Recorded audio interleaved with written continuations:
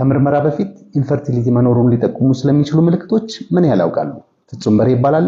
የአዲስ ቻፕተር ፈርቲሊቲ ሀብ ኤልሲ መስራችና ማኔጂንግ ዳይሬክተር። ለሁለቱም ጾታዎች የኢንፈርቲሊቲ መንስኤዎች ከብዙዎች በጥቂቱ ከመጠን ያለፈ ጭንቀትና ውጥረት፣ የተለያዩ መድኃኒቶችና ኬሞቴራፒ፣ ጤናማ ያልሆነ አመጋገብ፣ ማጨስ፣ አደንዛዥ ዕፅና ከመጠን ያለፈ ኦቨርዌት እና አንደርዌት አልኮል መጠቀም ይገኙበታል። በወንዶች ላይም ሆነ በሴቶች ላይ ጎልቶ የሚታይ የኢንፈርቲሊቲ ምልክቶች ባይኖሩ ቀጥሎ የተዘረዘሩት ምልክቶች ግን ኢንፈርቲሊቲ መኖሩን ሊጠቁሙ ስለሚችሉ ምልክቶቹ ከታዩን አስፈላጊውን ምርመራ ማድረግ ይመከራል። ሴቶች ላይ ሊታዩ ከሚችሉ ምልክቶች መሃል የወር አበባ መዛባት፣ የወር አበባ በሚታይበት ወቅት ከፍተኛ ቁርጠትና ህመም፣ በግንኙነት ወቅት ህመም መሰማት እና ውርጃ ሲሆኑ በወንዶች ላይ ደግሞ ሊታዩ የሚችሉ ምልክቶች ከፍተኛ የሆነ የክብደት መጨመርና መቀነስ፣ የቴስቲክልስ ወይም ፍሬዎች ማበጥና መጠናቸው መቀየር፣ የቴስቲኩላር ወይም የፍሬዎቹ ህመም መኖር፣ ሽንት ሲሸኑ የህመም ስሜት መኖር፣ ከመራቢያ አካል ፈሳሽ መታየት፣ በግንኙነት ወቅት